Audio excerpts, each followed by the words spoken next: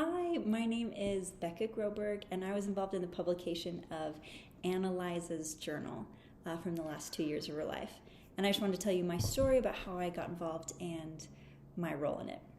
So at the beginning of 2024, I started wanting to learn more about our Cook ancestors, and I found this PDF attached to Ann Eliza, opened it up and just started reading her day-to-day account of her life, and I got so hooked.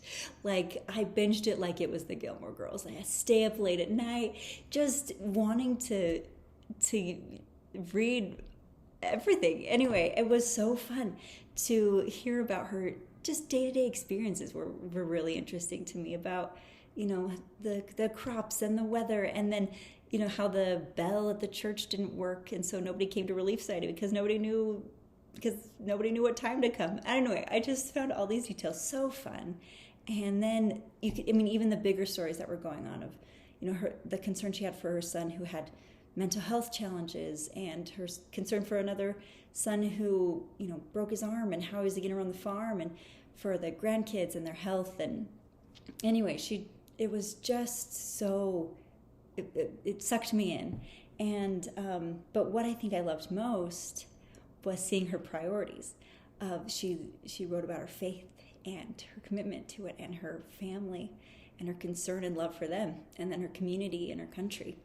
And those resonated with me very deeply because they're mine. And so it felt like no time elapsed between her life and mine, and I could walk with her and have her in my mind during the day. And her sacrifice that she had given for her family meant so much to me, because it had changed my life and what I'm able to do today, and to have all the benefits that I do.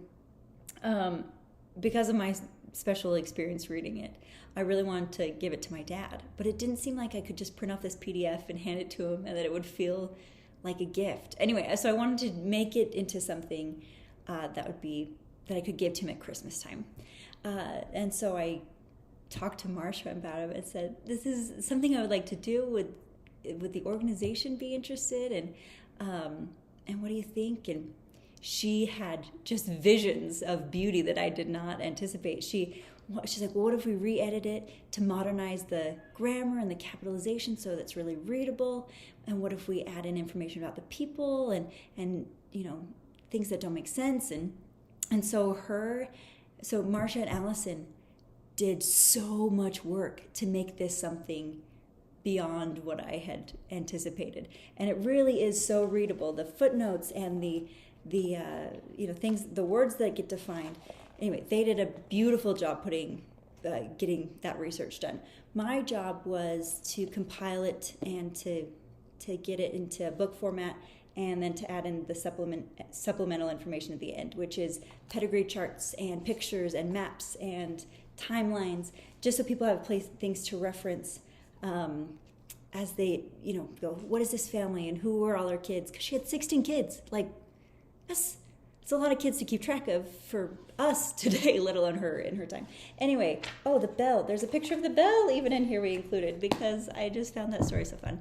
Anyway, but then I was able to present this much nicer version of what I had thought about to my dad for Christmas. And that was really sweet too, because he cried, and that was, to watch your dad cry is always a very special experience, because it doesn't happen very often, and that was fun.